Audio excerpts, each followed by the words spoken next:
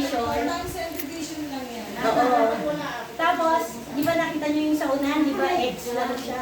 So, multiply ulit siya, so 25 po siya.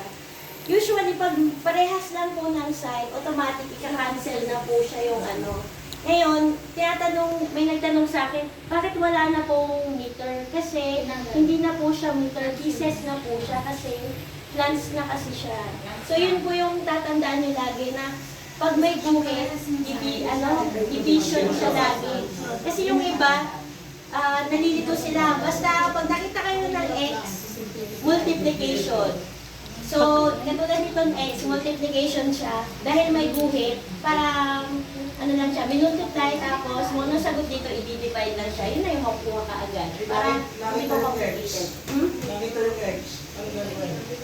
Yung x, pero lutan mo na yung x. Okay, Hayaan mo na yung X. ayan na yung x. Mag-move on na doon sa mga ex.